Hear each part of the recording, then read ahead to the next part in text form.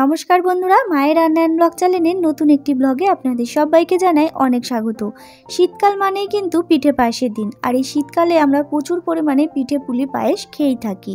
আজকে তেমনই তৈরি করব সুজি দিয়ে সরা পিঠা রেসিপি। সরা পিঠা মানেই অনেকেই জানেন যে চালের গুঁড়ো ছাড়াও যে এই সরা পিঠে তৈরি করা যায়, আজকে সেটাই শেয়ার করব। আমার এই রেসিপিটা জানতে হলে কিন্তু ভিডিওটা প্রথম থেকে শেষ পর্যন্ত দেখতে হবে। ভীষণই টেস্টি এই পিঠেটা, একদমই শক্ত হবে না, চালের গুঁড়ো দিয়ে করলে কিন্তু অনেক সময় শক্ত হয়ে যায়। তো চলুন ঝটপট রেসিপিটি শুরু করি। তার আগে যারা আমার চ্যানেলটা সাবস্ক্রাইব করেনি তারা সাবস্ক্রাইব করে পাশে থাকা বেল আইকনটা ক্লিক করে রাখবেন। তো এখানে দেখতেই পাচ্ছেন আমি কিছু উপকরণ নিয়েছি 300 গ্রাম মতো সুজি। আমি এখানে আমার পরিমাণ মতো নিয়েছি, আপনারা আপনাদের পরিমাণ মতো নিয়ে নেবেন।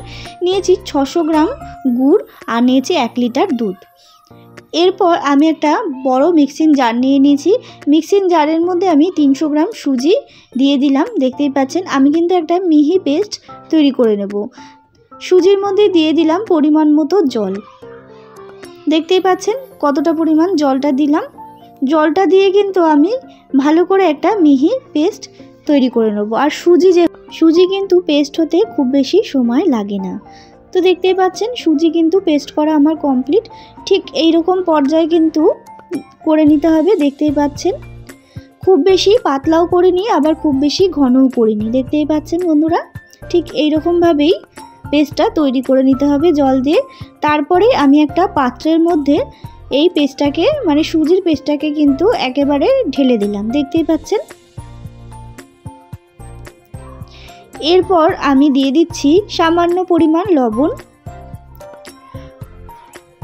আর দিয়ে দিচ্ছি সামান্য পরিমাণ বেকিং পাউডার। দেখতেই পাচ্ছেন। এবার কিন্তু সমস্ত দুটো উপকরণকেই কিন্তু আমি খুব ভালো করে একটা হাতার সাহায্যে মিশিয়ে নিচ্ছি। এরপর আমি দিয়ে দিচ্ছি সেই মিক্সি ধোয়া বাটির জল। দেখতেই পাচ্ছেন মিক্সি ধোয়া বাটির জলটা দিয়ে আবারও বেশ কিছুক্ষণ কিন্তু নাড়িয়ে চাড়িয়ে নিচ্ছি। ঠিক এই রকমভাবে কিন্তু পেস্টটা তৈরি করতে হবে। খুব বেশি পাতলাও করা যাবে না, আবার খুব বেশি ঘনও করা যাবে না। তারপর সরাসরি আমি একটা ফ্রাই প্যান বসিয়ে দিচ্ছি। যেহেতু আমার কাছে সরা নেই, অনেকেই সরাতে করতে পারেন, আমার কাছে সরা নেই, তাই আমি ফ্রাই প্যানে আজকে করে দেখাবো। ভীষণই ভালো হবে। অনেকেই হয়তো সরাতে করতে পারেন না, তারা এরমভাবে ফ্রাই প্যানে চেষ্টা করে দেখবেন। ফ্রাই প্যানের মধ্যে আমি একটু সাদা তেল ব্রাশ করে নিয়ে দিয়ে দিলাম পিঠেগুলো। ঠিক সরার মাপ করেই আমি দিচ্ছি। দেখতেই পাচ্ছেন ঠিক এরকমভাবে কিন্তু আমি সমস্তটা ভেজে নেব।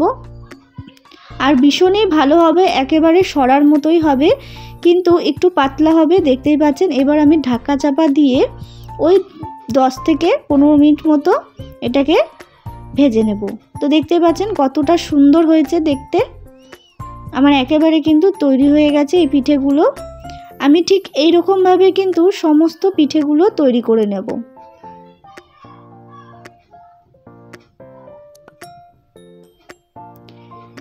এই রকমভাবে একদিন পিঠে করে দেখবেন, ভীষণ ভালো লাগবে। একেবারেই শক্ত হবে না, খুবই নরম থাকবে। তো বন্ধুরা দেখতেই পাচ্ছেন ওরমভাবে কিন্তু আমি সমস্ত পিঠেগুলো তৈরি করে নিচ্ছি। এদিকে আমি গ্যাসে একটি কড়াই বসিয়ে দিয়েছি। কড়াইয়ের মধ্যে দিয়ে দিলাম সামান্য পরিমাণ জল। জলটা দিয়ে আমি দিয়ে দিচ্ছি 1 লিটার মতো দুধ। যেহেতু আমি 1 লিটার দুধ নিয়েছিলাম, সেই দুধটাই আমি দিয়ে দিলাম। দুধটা কিন্তু খুব ঘন করে জাল দিতে হবে। আর আপনারা সবাই জানেন পিঠে পায়েস মানেই কিন্তু যতটা ঘন করে দুধটা জাল দেওয়া হবে ততটাই এর স্বাদ হবে দ্বিগুণ। তো দেখুন বন্ধুরা, জাল দিয়ে নিচ্ছি। ফিরে আসলাম কিছুক্ষণ পর।